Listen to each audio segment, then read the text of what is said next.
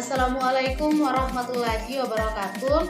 Perkenalkan, nama saya Rahmi Ali dengan NIM A1P1200062. Saya di sini sebagai moderator dari kelompok 1. Tugas video ini kami buat untuk memenuhi tugas mata kuliah PKLH. Adapun judul materi dari kelompok 1 yaitu mengenai kerusakan hutan. Baik, langsung saja saya akan menyebutkan nama-nama kelompok 1 beserta tugas-tugasnya. Pertama, ada Arif Muhammad Ali. Arif Muhammad Ali akan menguraikan bagian pendahuluan.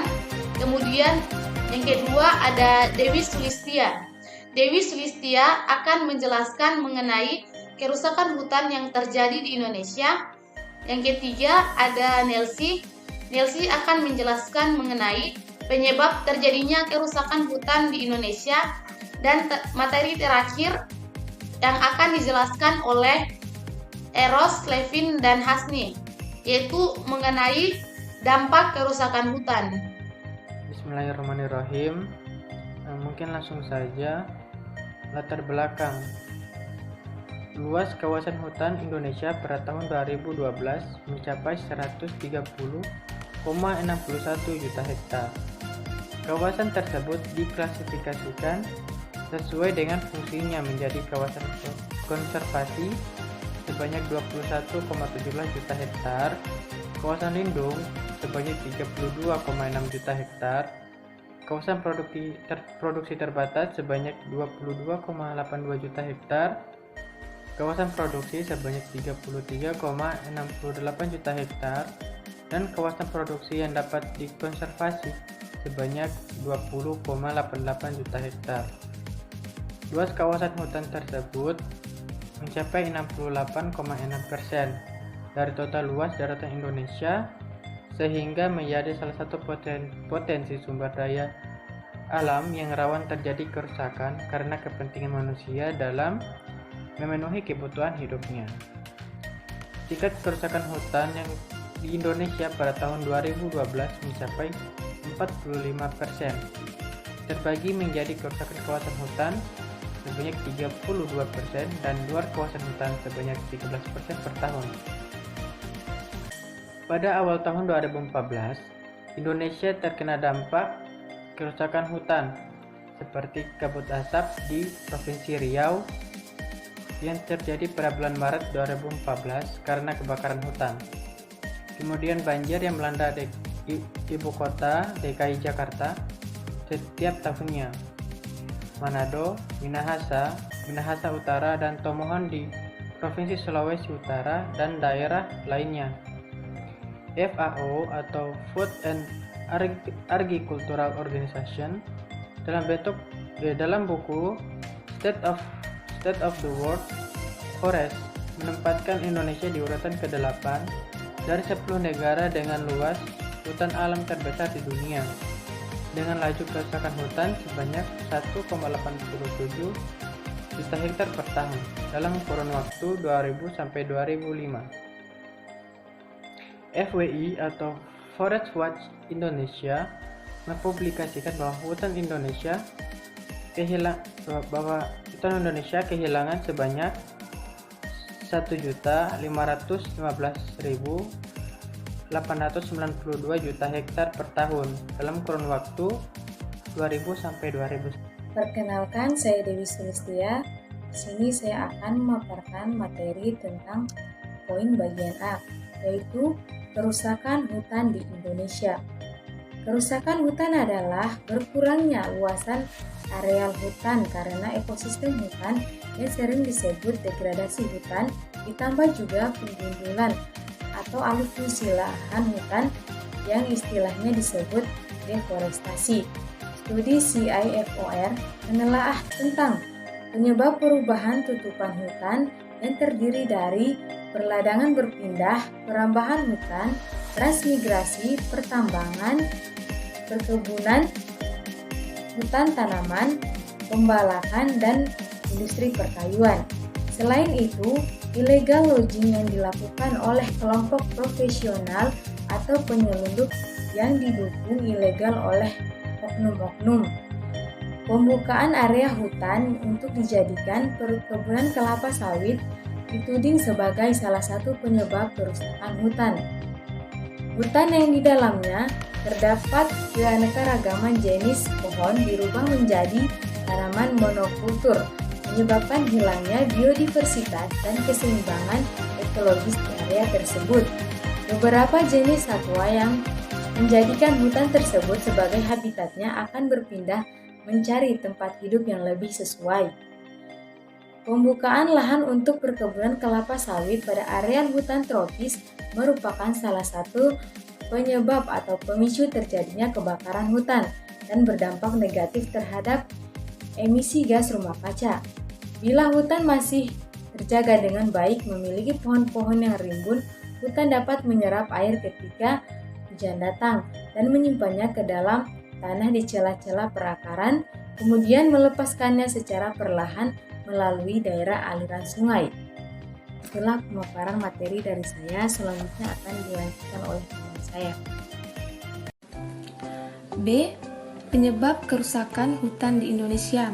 Pertama, illegal logging, yaitu penebangan yang terjadi di suatu kawasan hutan yang dilakukan secara liar, sehingga menurunkan atau mengubah awal fungsi hutan.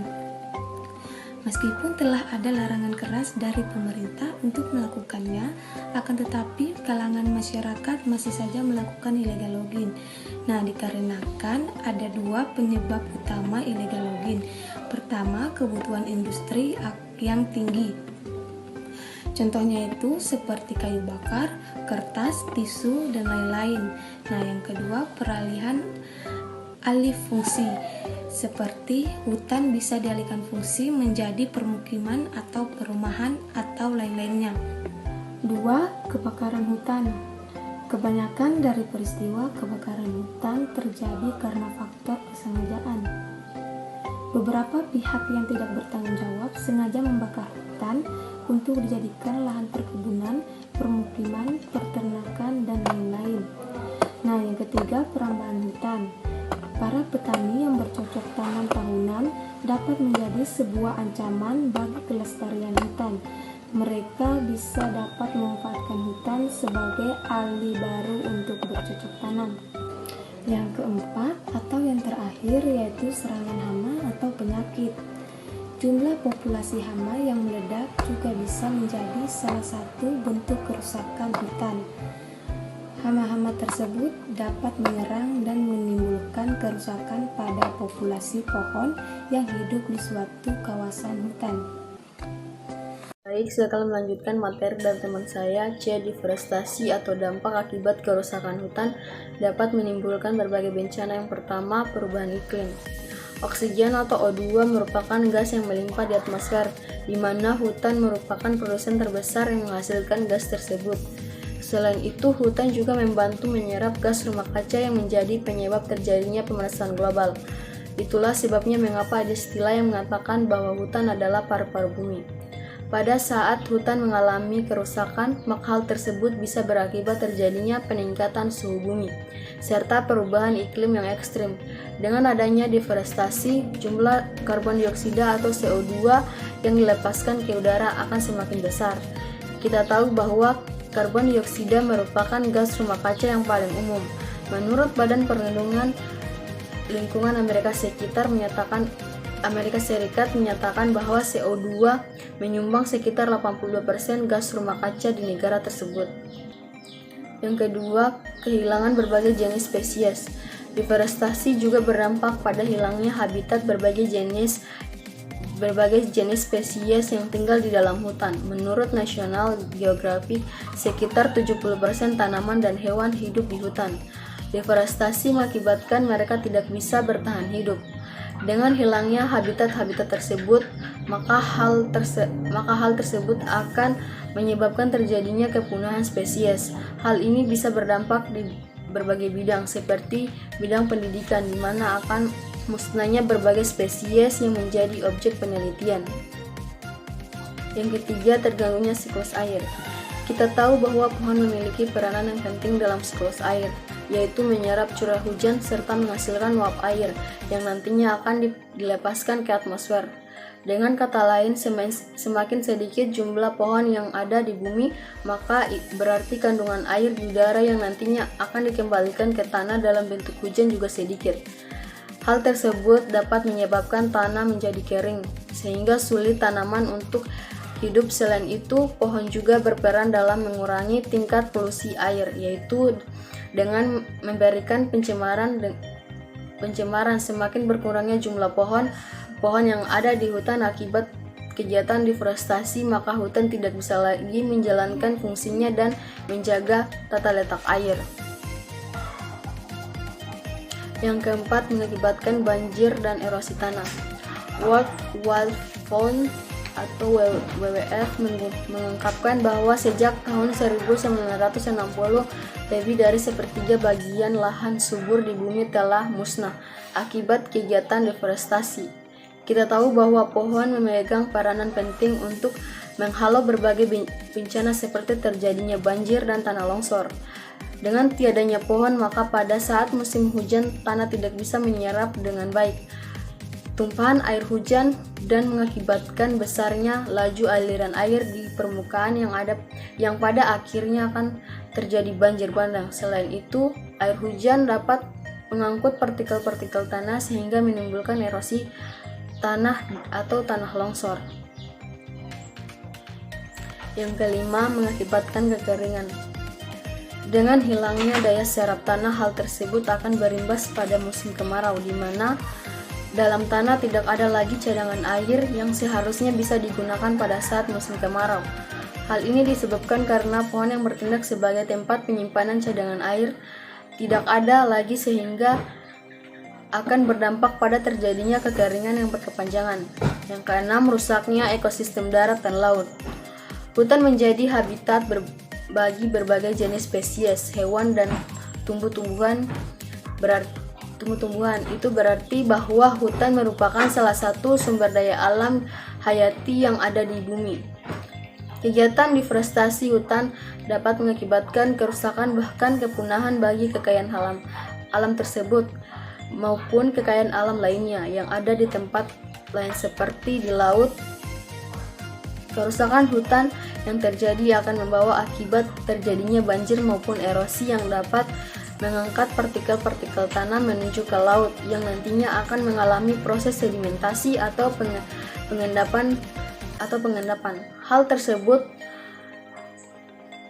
tersebut akan bisa merusak ekosistem yang ada di laut seperti ikan serta terumbu karang. Baik, itu saja materi dari saya. Baik, di sini saya akan melanjutkan materi yang disampaikan oleh teman saya tadi mengenai dampak kerusakan hutan. Yang ketujuh yaitu terjadinya abrasi pantai. Eksploitasi yang dilakukan oleh pihak-pihak yang tidak bertanggung jawab tidak hanya terjadi di daerah pegunungan saja, tetapi ini juga dilakukan terhadap hutan mangrove yang berfungsi untuk melindungi pantai dari terjangan ombak dan badai yang ada di pesisir. Jika ini dibiarkan, maka akan mengakibatkan abrasi yang dapat mengancam kehidupan masyarakat. Yang kedelapan yaitu kerugian ekonomi. Hutan merupakan salah satu sumber kekayaan alam yang dimanfaatkan masyarakat untuk menguntungkan hidup mereka dari hasil hutan. Jika hutan rusak, maka penghasilan pangan dan obat-obatan mereka akan terganggu pula. Yang kesembilan yaitu mempengaruhi kualitas hidup. Terjadinya erosi tanah sebagai akibat dari kerusakan hutan dapat mengangkut partikel-partikel tanah yang berbahaya seperti pupuk organik yang masuk ke dalam danau, sungai, maupun sumber air lainnya. Ini akan berakibat pada penurunan kualitas air yang dapat berdampak buruk bagi kesehatan pula. Upaya-upaya yang dapat dilakukan untuk mengatasi kerusakan hutan adalah mengadakan reboisasi atau penanaman kembali hutan-hutan yang gundul. Dengan meskipun reboisasi tidak benar-benar bisa mengembalikan kerusakan atau kepunahan dari ekosistem hutan, akan tetapi kegiatan ini dapat memfasilitasi hal-hal berikut. Yang pertama yaitu mengembalikan fungsi dari ekosistem hutan seperti menyimpan karbon sebagai sumber air tanah dan sebagai tempat hidup bagi berbagai jenis satwa. Yang kedua yaitu mengurangi jumlah karbon dioksida yang ada di udara sehingga udara menjadi lebih bersih dan sehat. Yang ketiga yaitu membangun kembali habitat satwa liar. Itulah pemaparan materi dari saya. Sekian dan terima kasih. Saya kembalikan kepada moderator. Baik, itulah tadi uraian materi dari anggota kelompok 1. Adapun kesimpulan yang dapat kita ambil dari uraian materi yang telah dijelaskan tersebut, bahwa di Indonesia kerusakan hutan masih sering terjadi dan penyebabnya adalah ulah dari tangan-tangan manusia. Jadi saran dari kelompok kami yaitu kita seharusnya menjaga ekosistem hutan dan mengupayakan bagaimana cara agar hutan yang telah rusak dapat dipulihkan kembali, agar kita dan generasi mendatang masih dapat merasakan manfaat dari hutan itu sendiri. Baik, mungkin itu saja uraian materi yang dapat kami jelaskan. Lebih dan kurangnya mohon dimaafkan.